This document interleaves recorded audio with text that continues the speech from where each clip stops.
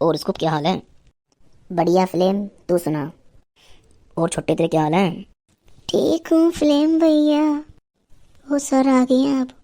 Hello hi जी। Sir, good morning. Hello friends, good morning. Scope, अब कैसी है आपकी तबीयत? सर अब तो मैं बिल्कुल ठीक हूँ। ओके। सर आज हम क्या पढ़ने वाले हैं? आज हम तीसरे युद्ध को पढ़ेंगे जो बाबर और मेदिनी राय के बीच हुआ था। ओके ओके जी सर। सर। तो आइए क्लास को शुरू करते हैं। यस यस जी। सर। सबसे पहले मैं आपको मेदिनी राय के बारे में बताना चाहूँगा कि ये कौन थे। ओके ओके जी सर। सर। मेदिनी राय चंदेरी राज्य के राजपूत राजा थे। वो राणा सांगे के सबसे अहम और करीबी सेनापतियों में से एक थे और उनका शासन चंदेरी पर था। इन्होंने अपने शुरू के कुछ सालों में मालवा के सुल्तान महमूद की सेवा की ताकि ये अपने शासन को मजबूत कर सकें। मालवा के सुल्तान महमूद ने मेदिनी राय को अपने दरबार में मंत्री पद के लिए भर्ती किया और इन्होंने जिम्मेदारियों के पदों पर हिंदुओं को भर्ती किया।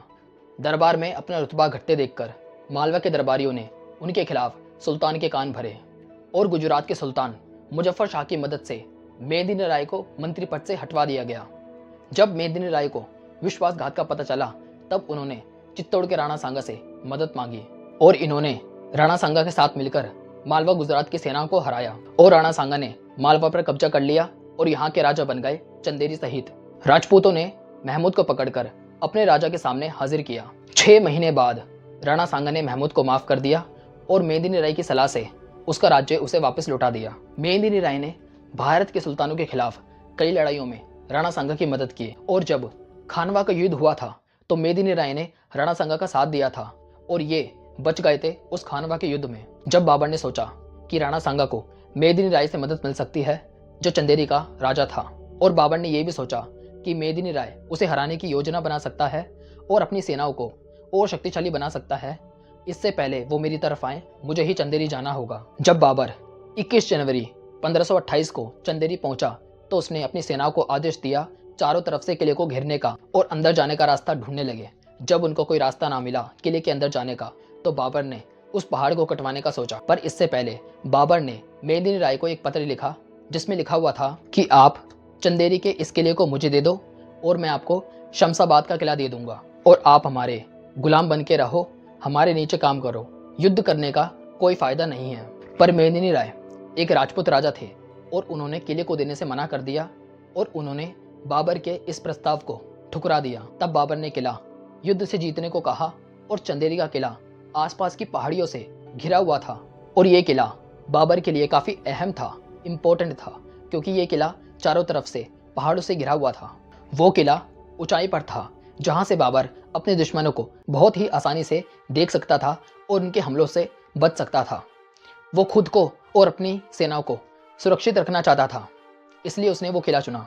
जब बाबर को पता चला कि मेदिनी राय ने उनका ये प्रस्ताव ठुकरा दिया है तब बाबर ने अपनी सेनाओं को आदेश दिया पहाड़ काटने का। उसकी सेना ने एक ही रात में एक पहाड़ी को काटकर ऊपर से नीचे तक एक ऐसा रास्ता बना दिया जहां से होकर बाबर और उसकी सेनाएं अंदर जा सकती थी अपने हथियारों के साथ। जब युद्ध 29 जनवरी 1528 को शुरू हुआ तब यह युद्ध बाबर और मेदिनी राय राजपूत राजाओं के बीच लड़ा गया था। मेदिनी राय खंगार ने इस युद्ध को राजपूतों की सेनाओं की तरफ से आगे बढ़ाया। युद्ध इतना भयानक था, किले के अंदर और बाहर एक दूसरे की सेनाओं को मारा गया और चारों तरफ खून ही खून फैल गया और किले के बाहर एक दरवाजे पर इस तरह से खून की नदियां बही जिसे आज खूनी दरवाजा के नाम से भी जाना जाता है। चंदेरी के इस युद्ध में राजा मेदिनी राय हार गए। जब यह खबर रानी मणिमाला को पहुंची तो उन्होंने 1600 से ज्यादा वीरंगनाओं के साथ मिलकर जौहर कुंड की अग्नि में अपने प्राणों की आहुति दे दी। 1600 से ज्यादा महिलाओं ने आग में कूदकर अपनी जान दे दी। जब इस बात का बाबर को पता चला तब वो अपनी बेगम दिलावर को लेकर जौहर कुंड की तरफ गया। वो ये मंजर देखकर घबरा गया और उसकी बेगम बेहोश हो गई। सर जौहर कुंड क्या होता है? जौहर एक हिंदू प्रथा थी। जब युद्ध में पुरुष और स्त्रियां हार जाते थे तब स्त्रियां जौहर कुंड में आग लगाकर उसमें कूद जाती थी और पुरुष मृत्यु के लिए वीरगति प्राप्त करने निकल जाते थे। और जौहर का मकसद दुश्मनों के हाथों बचना होता था, खासकर स्त्रियों के लिए। पुराने समय में इतनी भयानक परंपरा होती थी, वो मंजर कितना डरावना होता होगा। ये बात तो है इसको। जी तो बच्चों, मुझे ये बताओ, आपको ये कहानी कैसी लगी? बहुत बहुत अच्छी अच्छी सर। और इसी के साथ इस युद्ध की समाप्ति हो जाती है। अगर आपको ये वीडियो पसंद आए तो एक लाइक कीजिए, और इस चैनल को सब्सक्राइब कीजिए। कमेंट्स करिए और शेयर जरूर कीजिए। Bye bye bye bye friends. Friends.